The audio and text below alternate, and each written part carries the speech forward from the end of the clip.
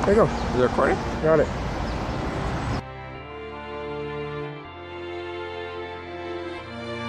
Most people you're going to pass on the street, you'll never know you passed someone homeless. Because if you're homeless and you're on the street, you want to be able to walk into the Eaton Center and use the washrooms. You don't want the security guards to take one look at you and say that guy needs to be thrown out. So how long are people allowed to stay here? Well, that's a very interesting question. Remember, everything's sort of like based on the individual. We try to be as individual as possible. So it depends on the situation. Understood. How long they can stay. Exactly. So let's say the way it works, just for one thing, we're turning people away. You know, at least 3 people a night, for sure, as many as fine.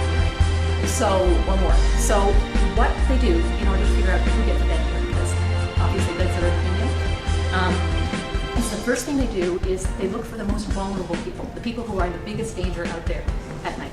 So that's the people who've never been to Good Shepherd before. You can figure out who that is really fast. You just ask, who's never been to Good Shepherd before?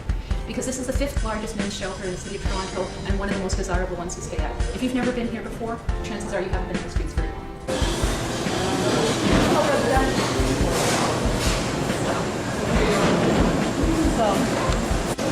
Okay, so we're in the middle of Grand Central Station.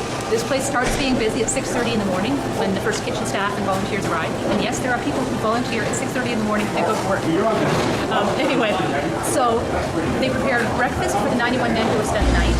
So that's the first meal that's served here is breakfast. They make more than they need because breakfast finishes at 8:30. They do a bit of cleanup and then at 9 o'clock they open the doors. They finish serving breakfast to the drop-in. So the people who come to drop in first, people will come and get eggs and bacon or whatever we got. And then it'll move, the drop-in, which runs from 9 to 11, will slowly transition more towards bagel. So they'll put up bagels and the croissants and the whatever we had donated. So when the drop-in closes at 11 o'clock, you can see there's another cleanup here.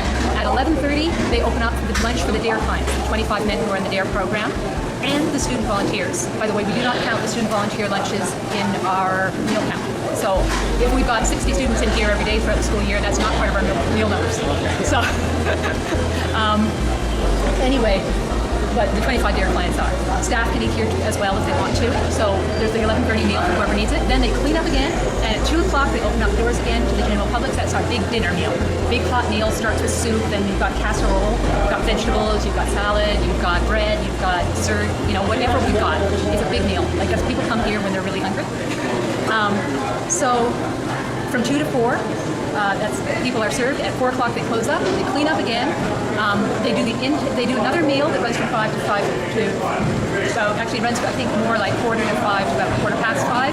Because at 5:30 this place is where they do the intake for the night. This is where the guys who've been waiting out there patiently trying to get a bed here will come in here and they'll sign up people for beds. Once the 91 guys are in here for the night, then there's another meal for them to. It's called evening snack, but I've seen it. It's a meal. Yeah. You know, it's not hot. That's all. So what happened here on something like Christmas or Thanksgiving? Oh boy, then this place goes insane.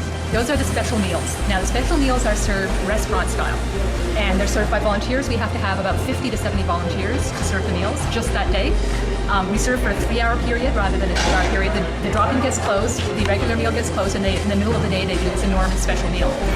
People will line up around the block. Like the people come in to the ramp, as we call it, over there. Now you can't even see it, but the doorway is sort of over there. The ramp runs twice the length of the dining room. Like it's looping back and forth there to give people a place inside to wait for dinners.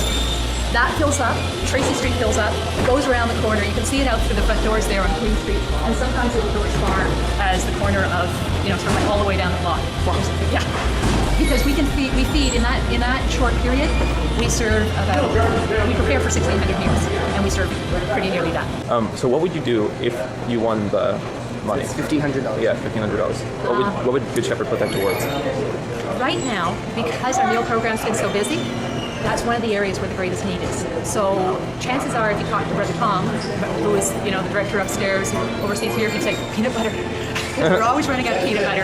Peanut butter is great because a lot of the guys who come here have problems with their teeth. Yeah. If you're poor, you can't afford things, they can't chew, or they're seniors. Peanut butter, good protein, really easy to eat. Yeah. We go with a lot of peanut butter and a lot of tin tuna.